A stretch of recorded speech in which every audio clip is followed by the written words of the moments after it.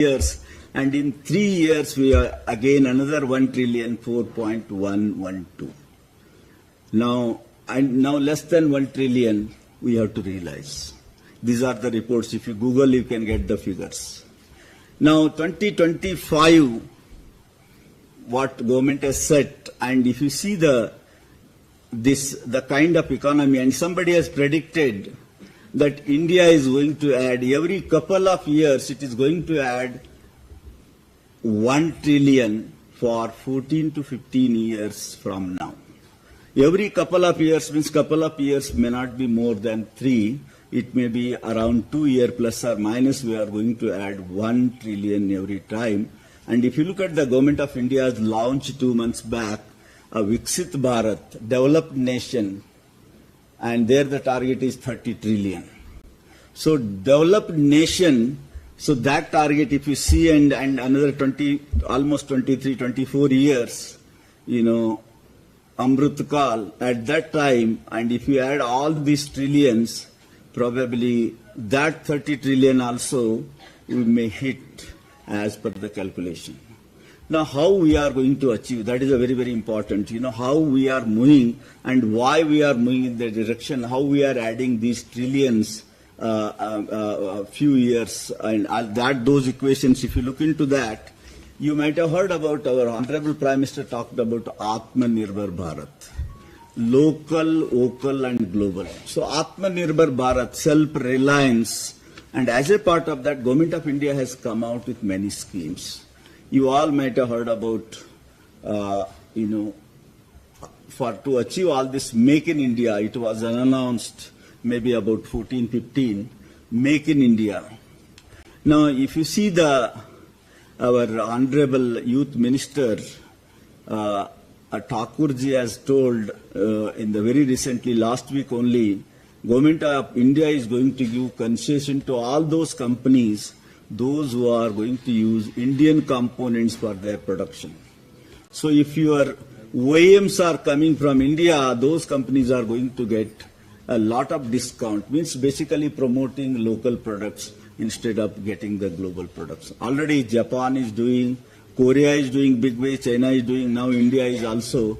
Instead of putting our companies at the global level, there is some kind of favorism for our own India produced products, so government is going to give a lot of incentives for that. That is one as a part of Make in India.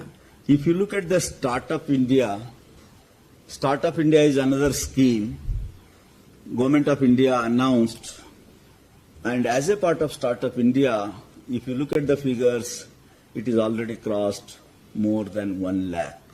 And these figures are only urban figures. Government, whatever the data, it has more towards the government figures are already the educated startups. So if you look at the urban, they are all, promoted by whether it is Niti Aayog, Atal Innovation Centers, or some of the incubation centers and the universities and institutions. Those figures are about more than 1,14,000 precisely, and unicorn 107. So this clearly talks about, and we are number 3 as far as startup space is concerned in the globe. Now this clearly tells about we are preparing entrepreneurial minds, and we are also preparing job creator, and this is one area government has focused, and lot of schemes are there. Startup India Seed Fund. Even in IIM Nagpur, we got the first installment. We have promoted 13 of the new young entrepreneurs. So that is the way many institutions are trying, and many organizations are getting into that. And last year budget, if you look into that, agri-entrepreneurship, our Honorable Prime Minister, as Honorable Finance Minister announced, particularly money for those who are venturing into agriculture area, agri-startup, agri-tech area they are promoting. So that is another scheme that is going to help us to realize that. And the third way to achieving the 5 trillion and also the Amrut Kal Viksit Bharat, that is Indian youth. You are all young people, scholars and students. So India is the youngest nation today as far as working population is concerned. And youngest nation is extremely important, and history reveals very important aspect when it comes to young. If you look at the history of Japan, 1965, Japan was the youngest nation. And after 15 years, 1980, Japan became super economy, and it remained super economy of the globe for 15 years till 1995. And somewhere 85-90, Singapore became youngest nation, and 95 to 2000, Singapore ruled as an innovative as well as a super economy. Then 2000, China became a youngest nation, and 2000 onwards till today, China is a global leader, emerged as a global leader. Now, if you look at the predictions of some of the global predictions, they predicted that India is going to take a global leadership from China by 27-28. Means when we realize that third largest economy at that time, India is going to take a global leadership from China. And today, if you look at most of the product, even our Ganesha festival, we get Ganesha statue from Chinese produced, and they don't worship; they only produce for India. So customized product Chinese are producing for the globe as a manufacturing hub. So now the time is for India.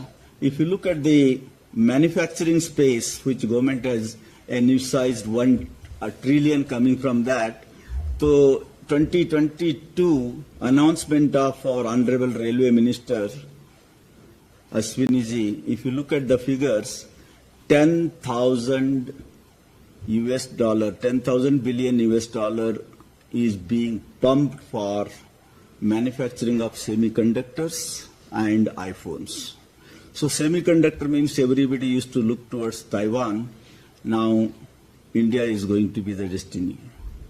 And when it comes to iPhone, it was produced in China.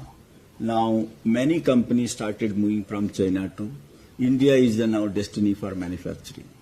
So when after liberalization, China was the manufacturing hub of the globe, India was the IT service center.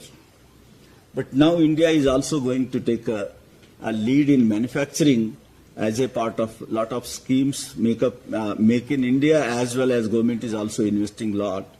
When it comes to education, Anusandhan, National Research Foundation, as a part of National Education Policy, Government of India has already, reserved the money of 50,000 crore rupees. 2 years back, our Honorable Finance Minister has kept the money for National Research Foundation, that is the 50,000 crore rupees has been kept for R&D. So if you want to be a leader in manufacturing, I think it is extremely important. You should not be a consumer of the technology.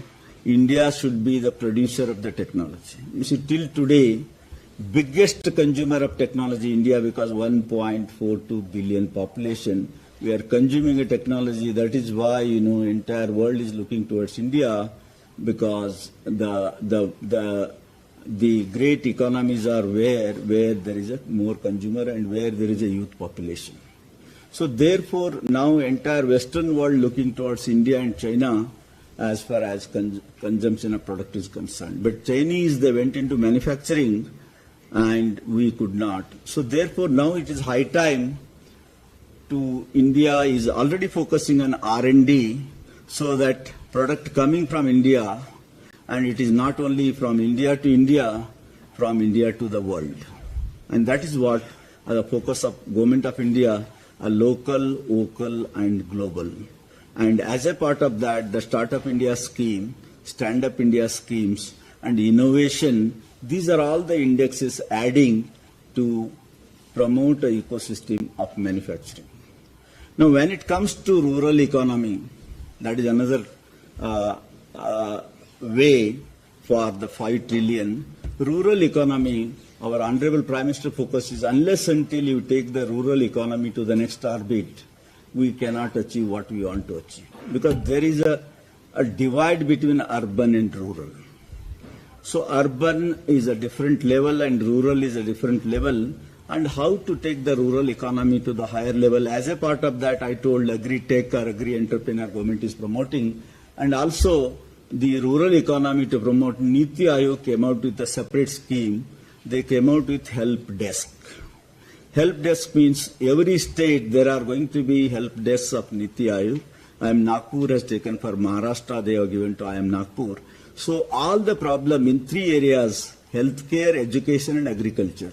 So these three areas, what are the problems are there? Those problems state government will give to the respective research centers or institutions or centers of excellence, and they will solve the problem, and Niti Aayog will incentivize something like that. So to promote the rural economy, Government of India is already doing as a part of promoting rural economy. And the second part is how to take MSME to the next level. If you look at the MSMEs today, they contribute 29% of the GDP. Now, Government of India's, so small in size means basically, if you go by the numbers, there are all put together more than 65 million MSMEs, 6.5 crore MSMEs in the country. And those MSMEs, the biggest challenge for the MSMEs is how to scale up. They start up, they work with small number of people, they produce a product. Two issues for them. One is how to market their product, and second one is how to scale up.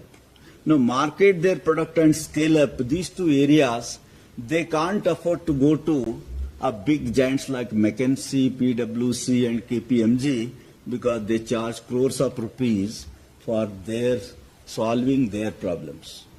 Now, as a part of that, now if you government provide the support, such MSMEs for solving their problem in various areas, right from the trade at internal as well as foreign trade, as well as operational leadership, marketing, and also some of the government schemes how to avail. There is a lot of government schemes to help the MSMEs to move to the next target. So for that purpose, if the institutions like a School of Management or even Central University, some of the centers of excellence, they come out with the centers where MSMEs will pose the problem, and young minds and students as well as professors, under the guidance of professors, if they solve their problem with a nominal fee, probably this is another solution one can do it. And IIM Nagpur is going to sign MOU with SIDBI, and we are going to connect. MSMEs are going to be the members of center, and they will pose the problem. Our students will solve the problem. As a part of experiential learning, as a part of NEP, we are going to give credit for that.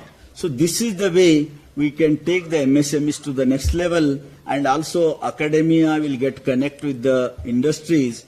And the another important aspect is these MSMEs, if you give this kind of boost, solving their problem with a nominal price, probably 1 trillion economy will come only from 65 million MSMEs if this movement happens at national level. IIT Kanpur is already doing similar kind of things, but it is in a different mode.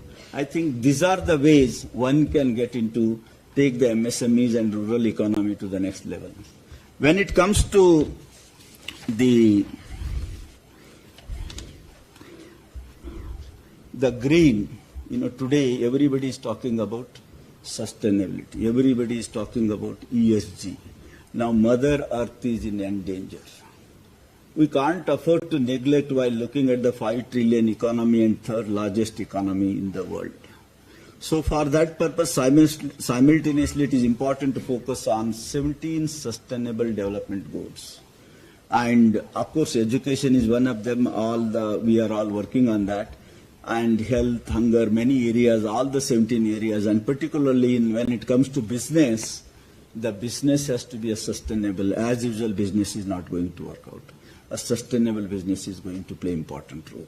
So that ESG, if the investor will invest only in those companies where they have ESG stories as per the norms, or those who are not getting investment they want to develop, they can focus on various models of sustainability. And you know that last year our Honorable Prime Minister, when he went to COP meeting in Europe, he promised that India is going to be carbon neutral by 2070. Now, carbon neutral means basically whatever the activities we do, everywhere we need to focus on sustainability. And if you look at the global figures, some of the estimates, they say that already we are used 1.75 times of the natural resources.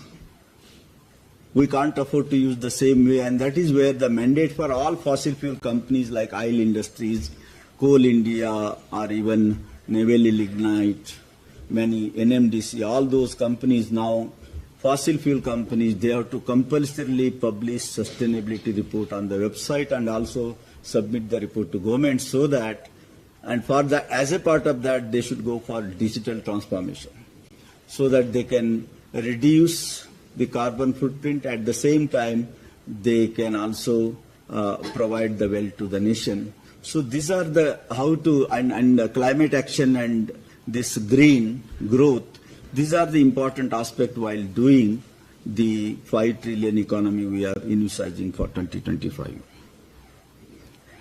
Next, when it comes to R&D and education, as I told you, Anusandhan, that is National Research Foundation, and education, as you know that few years back, Government of India came out with Institute of Eminence and Central University. Hyderabad is right there.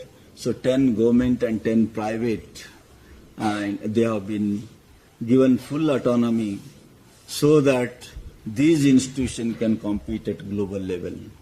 Not only a QS ranking, but a premier institution at global level. So, and there are many IITs and also institutions like BITS Pilani, Sivanadar, OP Jindal, VIT, and Coimbatore based Amrita. So there are many institutions, they are into Institute of Eminence. So all these institutions are given a lot of autonomy, and also a special funding Government of India has given to promote these higher education institutions to the level. And apart from this, Government of India also 3 years back came out with National Education Policy 2020, and this is a gold standard and a game changer in the area of education, and total transformation of education is going to happen in NEP, and many changes are low-hanging fruits. Already many activities are taking place at institution level, and as a part of National Education Policy, every institutions are going to be autonomous. Affiliated colleges are going to convert themselves into a research university or comprehensive teaching university or degree granting college, so that every institutions are going to be autonomous. And autonomy, another symbol for autonomy is growth as well as quality. If you see all those autonomous institutions, they stand up in the crowd when it comes to quality and when it comes to growth.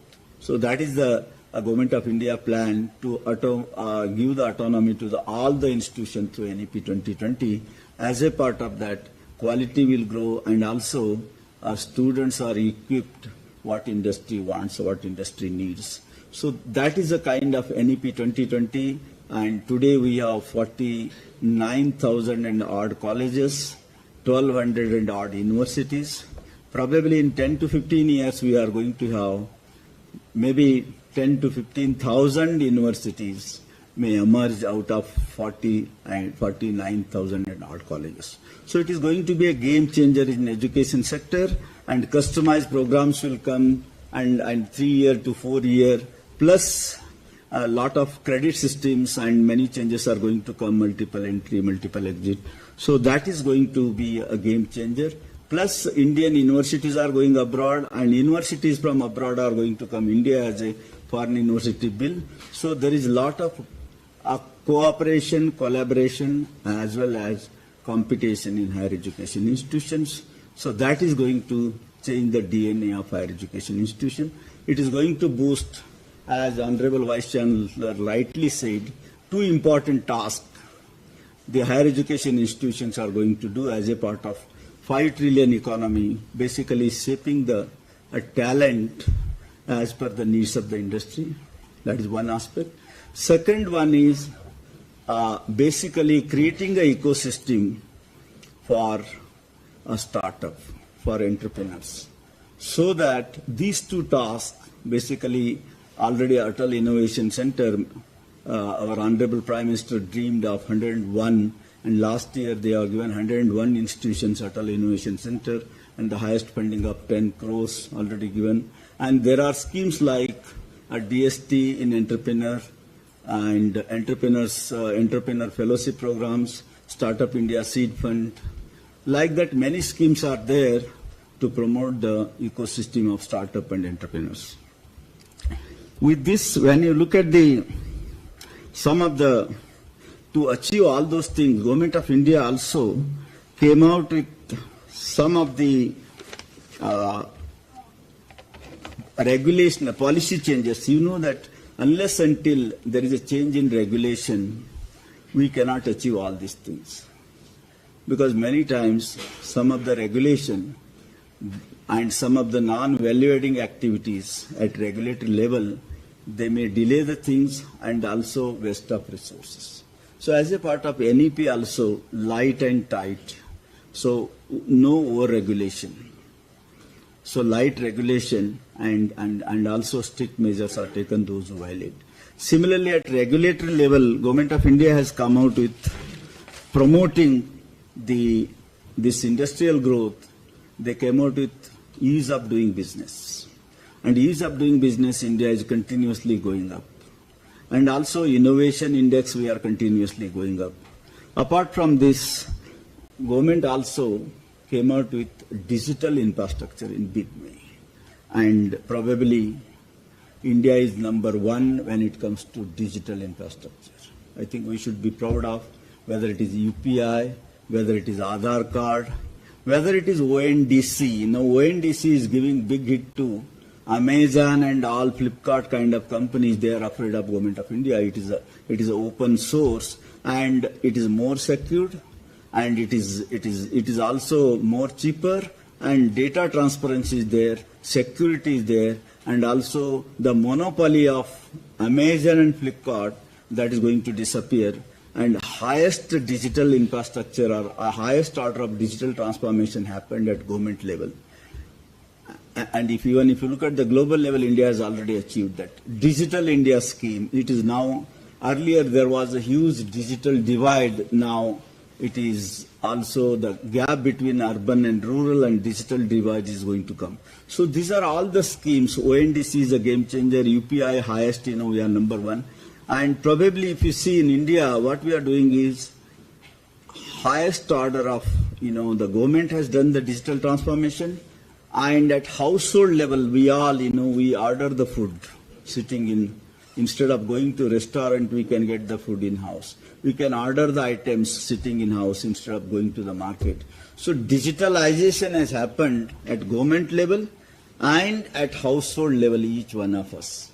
In between industries, most of the industries in India, they are still yet to gear up into digital transformation.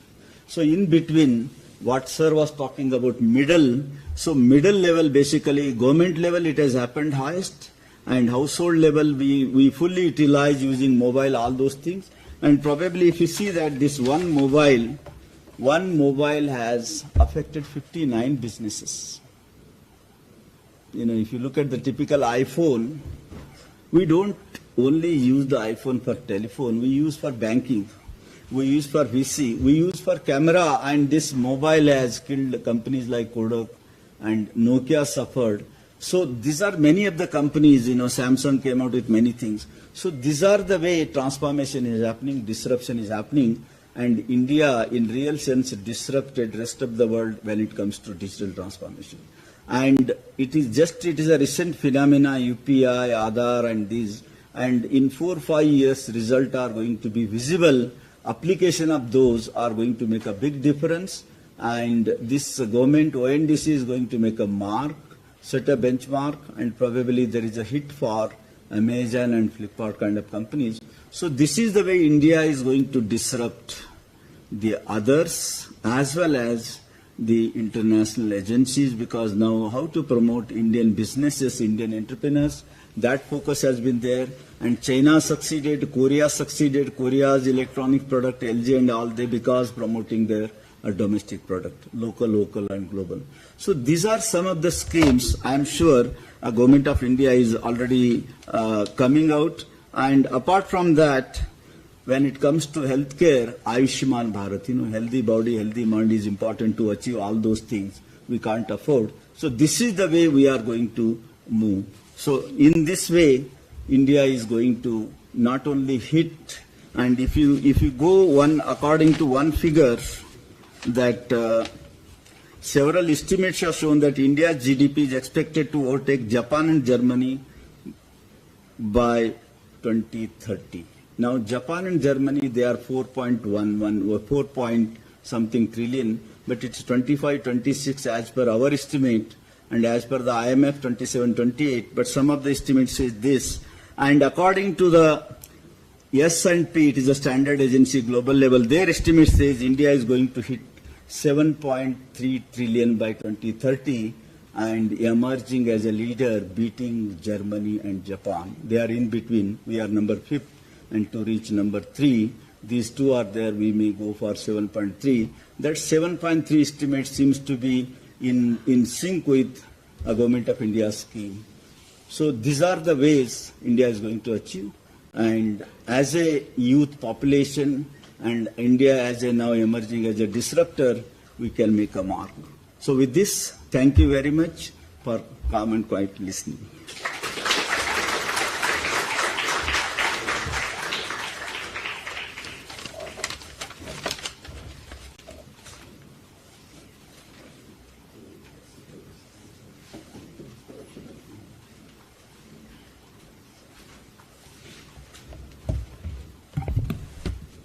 So we have come to the end of the distinguished lecture. Rather, I have to request Professor Metri to conclude, because we are stuck between the conference inauguration and his lecture. We had to schedule this today because of Professor Metri's busy schedule. And I know I was risking between two people. One is Professor Metri, as you have seen. You just can't stop him, unstoppable. So he goes on, speaking. I know him for last 15 years. Wherever we go, he is unstoppable. The another is our Pramod Kumar Mishra, today's conference coordinator. He is also unstoppable.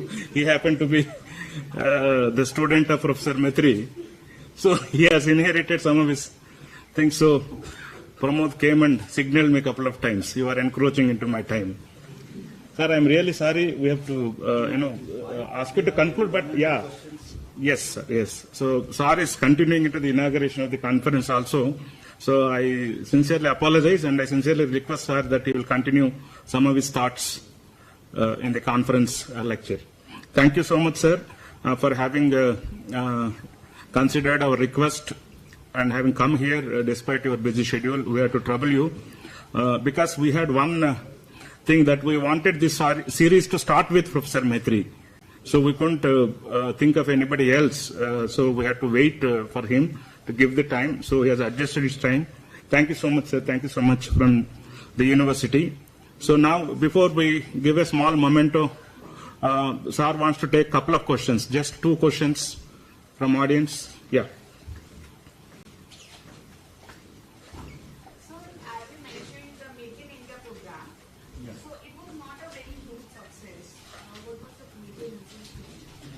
Not a success.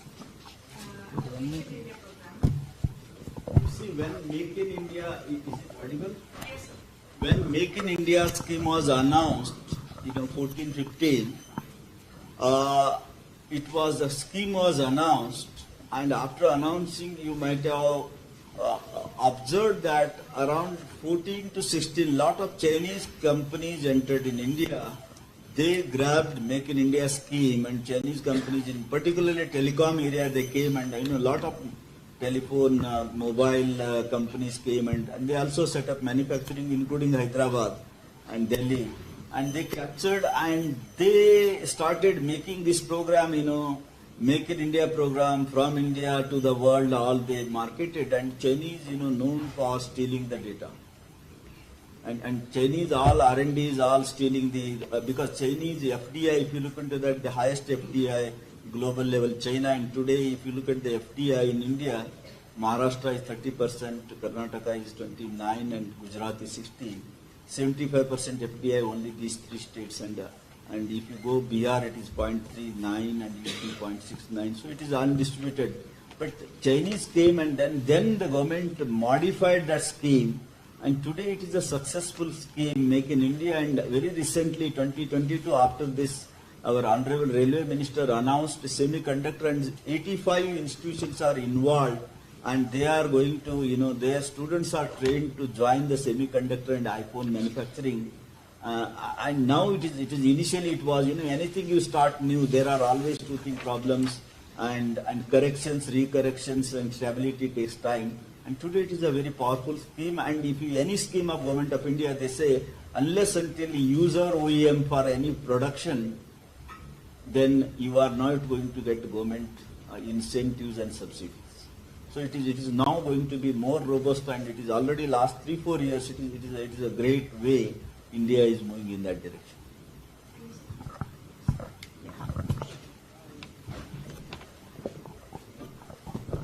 Yeah, good morning, Professor. This is Dr. Chinmay Bhaira. So I have two simple questions. Though we are enjoying the democratic dividend, but still challenges lies before us. One such case is fertility rate. So fertility rate is going down, and currently 2.1%. So that means in another 1 decade, we'll be losing our demographic dividend. So that we are going to be the aging population. India is going to be the aging population. That is the one issue. The second issue is invention of AI and what do you call artificial intelligence, that resulting into the layoffs, right? So in that two challenges, how we are going to become the developed nation? Okay, great question. You see, if you look at as I told you, Japan, Singapore, China, now turn up India as the young nation. China, if you remember maybe a decade back, earlier they were having around 2,000 one-child policy. They moved again 1 child to 2 child. They have changed because it was, now China is also aging nation. To become young, they modified it. If you see, global restructuring is happening. Canada, Europe, US, Japan, China, these are all the aging nations. And there, people retired are more in number, and young population is much less. That is one aspect. And India, as he has rightly said, it is not 5-10 years, but it will be another 10-15 years or so. That is why 14-15 I told. 15 years or so, India is going to take an entire world for its leadership. Global leadership will come, and India is going to rule. And from there, youngest continent is African continent, and South Africa is the oldest, where average age is 28. And if you compare the globe, that is the youngest. But if you compare the African continent, out of 50 and odd companies, South Africa is 54. And the youngest nation in that, Niger, is the 14-year, the median age. So from India, leadership is going to move according to prediction to African countries. And it is going to happen, and this fertility and all, it is already, we have seen Japan, average is 42 or so. And even Europe, Europe is it is already, they are living in the history. America is living in the history. India is creating a history, and nobody can stop India to create a history, because not only demographic dividend, but the kind of leadership and the kind of schemes have come, and the transparency is coming. So these are all. Every country has to pass through the cycle, and we are at right time at present. But after some time, this issue will be for everybody, not only for India. Nothing can be done. But it is not for 5-10 years. It is for 15 years or so. We are going to take a control of the globe. Now, when it comes to second AI, you see IoT. You all see AI, 3D printing.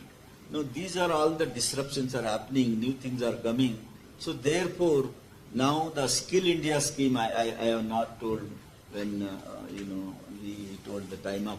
So Skill India, you see, Government of India Skill India scheme has come now. how quickly we can move to the next level of skill, which is relevant to the present world, whereas present world is continuously changing. So Skill India, as a part of that, a government lot of thrust on Skill India. Skill means not only because skill has a self life. So we have to knowledge, attitude. Apart from that, the skill is the competency. Competency alone is not enough. We have to build the capability, and for that, experiential learning plays an important role to make a philosophical mind, so that after graduating, students or anybody or even L&D, learning and development of the corporate world, they have to prepare such a manpower. They can be a change master to lead the unknown roles in unborn companies. You never heard such company, such product. You can work on that. That kind of mindset we have to prepare as a part of Skill India. And the government is doing lot of effort. Lot of NSDC is already working on that. And skill universities are coming. So many things are moving. And AI, as I told you, IoT, Internet of Things, and AI, and young people like us, if you work, both are young. One is age-wise, one is experience-wise young. So all together, if we put IoT and AI, probably we can create Internet of Ability, IOA. From Internet of Ability, the moment you are more able, more competent, internally, our behavior will change. I hope all of you agree. So Internet of Behavior. So IoT to IOA to IOB. So this is how we have to how quickly we can learn the things which are relevant to the present world. That is what going to help us, and therefore perpetual learners are going to lead the world, and that is where to remain relevant, as Sir rightly said, lifelong learning is going to play important role. And for that, I think my scholars and students' important message is, if you see all over the world, all the great leaders are the readers. So therefore, you should read a lot, remain relevant, and you will be always ahead of the time, and you will be the great sense maker. Sense makers are going to rule the world, and that comes from the philosophical mind, which is there in NEP, that is IKS, Indian Knowledge System. Basically, you can develop your sixth sense and sense making, and Satya Nadella from Hyderabad boy has made a noise in the entire world, and he is a great sense maker in the world. Thank you very much. I hope you got it. Yes. So it doesn't matter where he is, either at the mic, at the podium, or sitting. So it's an express. Thank you, sir. Thank you so much for having come here and delivered the first distinguished lecture. So I don't even have time to express my vote of thanks heartfully, so I'll keep it short. So I would like to thank Professor Bhimaraya Garu, our Vice Chancellor, for all the support. His ideas, especially the strong yet sustainable, is the theme that is coined by Professor Bhimaraya for this distinguished lecture series. So I hope we'll become much stronger and sustainable in the process. Thank you so much, sir, for the theme that you have suggested, and for all the academic inputs, apart from the administrative help and support in sanctioning this program. I should also thank Registrar Garu, who is here, for his administrative help in sailing this lecture series through smoothly.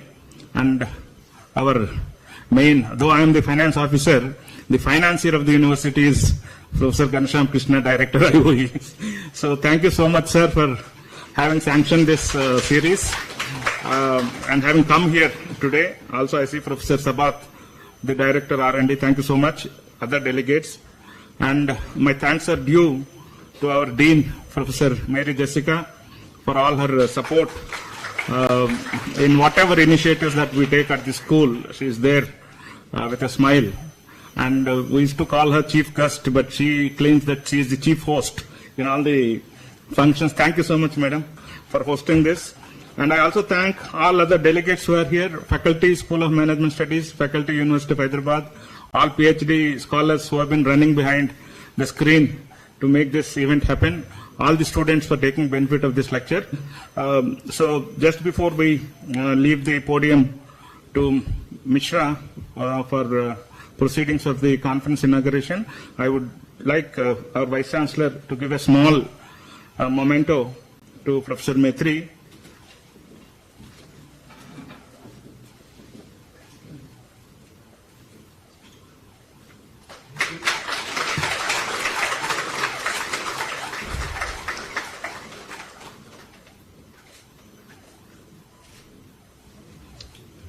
Thank you, sir. We formally close. We'll take our seats in the front row. And Professor Mishra. Yeah. Anyway, public apology for encroaching into your time. Huh?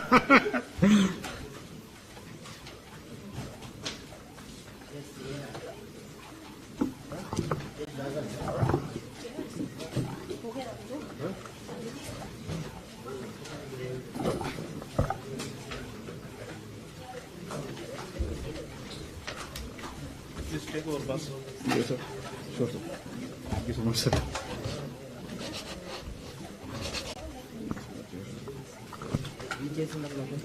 Sir మొత్తం 8 ఉండాలి.